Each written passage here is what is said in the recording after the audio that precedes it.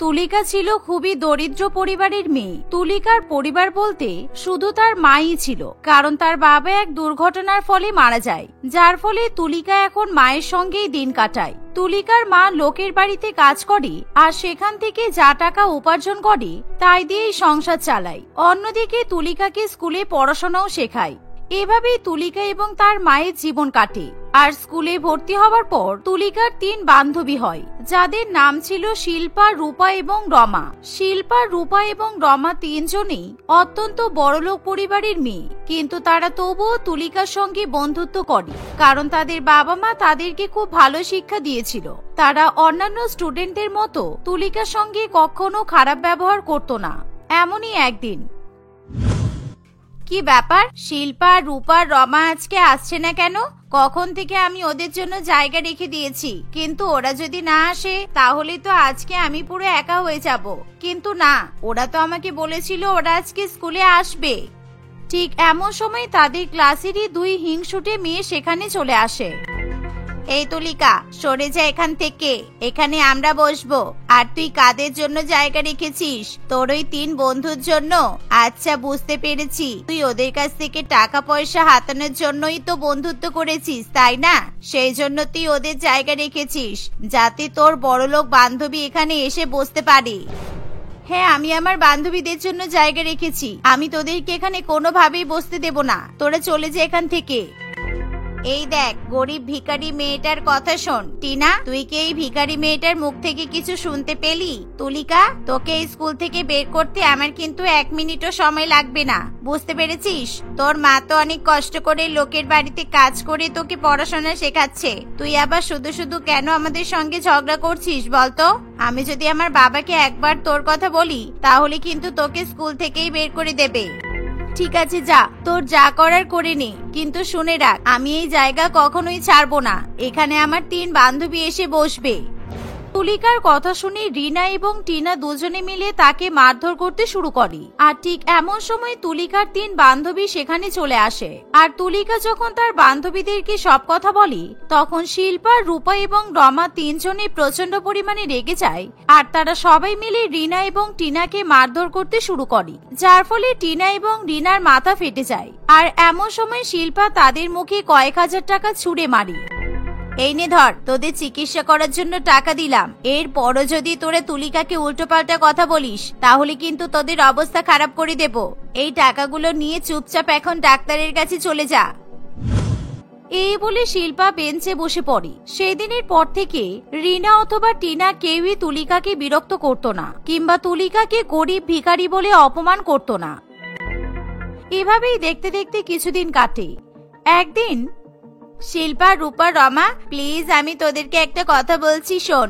দয়া করে তোরা আমার জন্য কারোর সঙ্গে এভাবে মারপিট করিস না।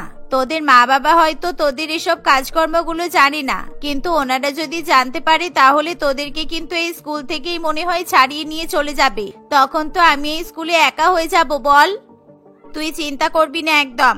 আমরা তোকে ছেড়ে আর এই স্কুলকে ছেড়ে কোথাও যাব না। তুই যেখানে থাকবি আমরাও সেখানে থাকবো। আর শোন, আমাদের বাবা মা সব জানে তুই আমাদের বান্ধবী, সেটা আমরা আমাদের পরিবারকে বলেছি।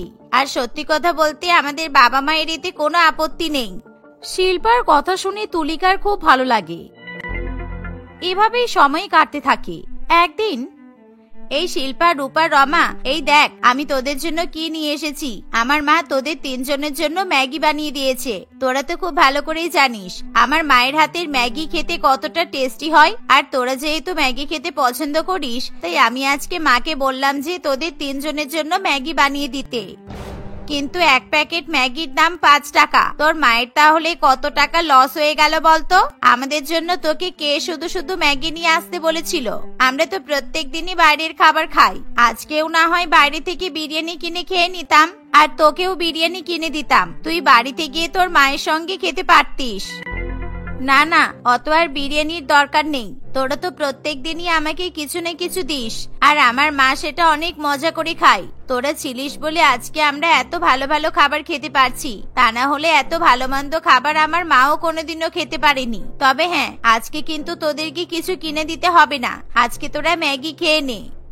না, ও কথা বললে তো আমরা শুনবো না। তোকে আমরা যেমন ভাত ডাল রুটি তরকারি পিৎজা বার্গার খাওয়াই, ঠিক তেমনই আজকেও খাওয়াবো। আর তুই সেই খাবারগুলো বাড়ির জন্য নিয়ে যাবি। আমি তাহলে রামু কাকাকে এখনই বলে রাখছি, তা না হলে স্কুল ছুটির সময় খাবার শেষ হয়ে যাবে, আর খাবার শেষ হয়ে গেলেই তো তোকে বিপদে পড়তে হবে। শিল্পার কথা শুনে তুলিকা কিছুতেই খাবার নিতে চায় না।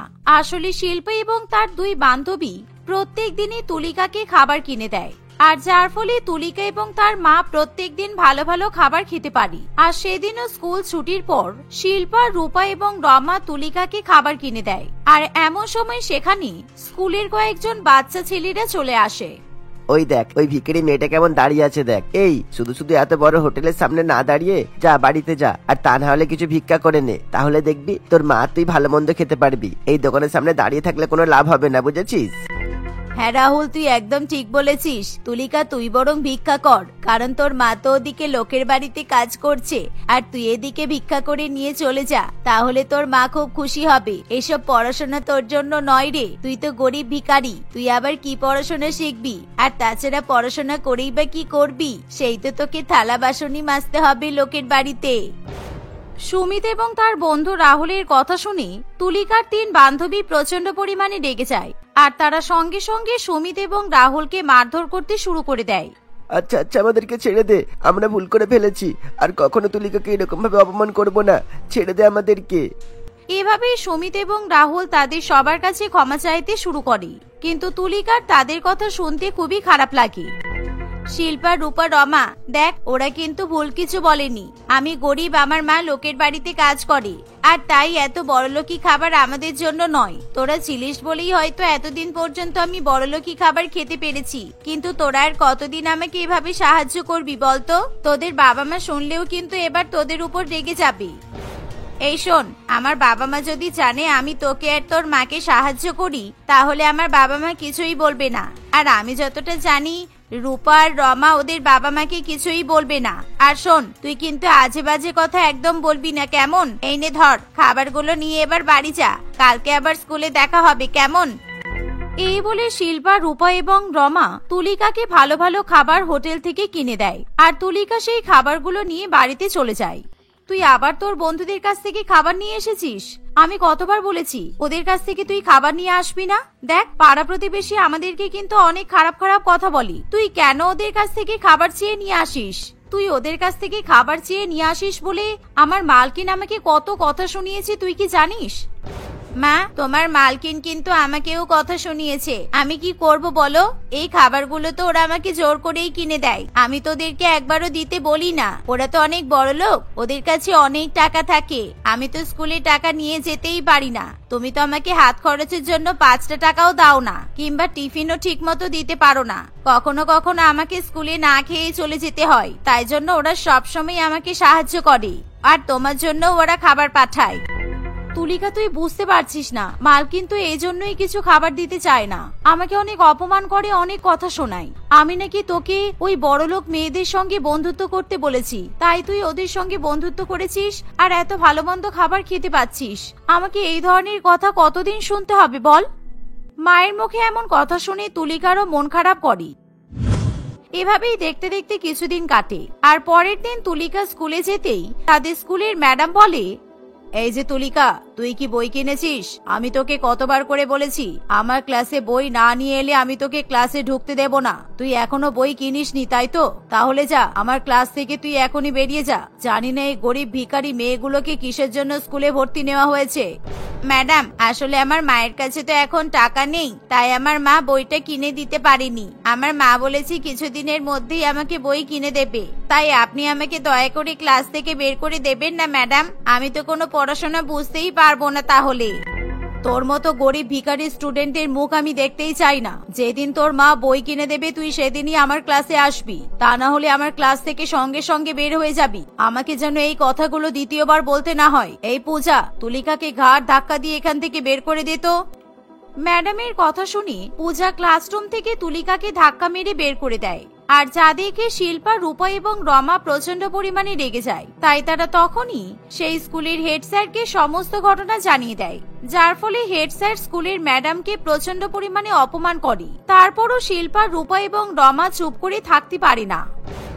স্যার, আপনি তো ম্যাডামকে তেমন কিছুই বললেন না। ম্যাডাম আমার বন্ধুকে অপমান করেছে, আর আমি চাই ম্যাডামকে আজকে এই স্কুল থেকে বের করে দেওয়া হোক। আপনি যদি এটা না করেন তাহলে কিন্তু আমি আমার বাবাকে ডেকে নিয়ে আসবো, আর সাথে পুলিশ অফিসারকেও নিয়ে আসবো। শুধু আমি নই, আমার সঙ্গে কিন্তু আমার বাকি 2 বান্ধবীও আছে। ওরা ওদের গার্জেনকে এখানে নিয়ে আসবে। তারপর কি আপনার ভালো লাগবে বলুন?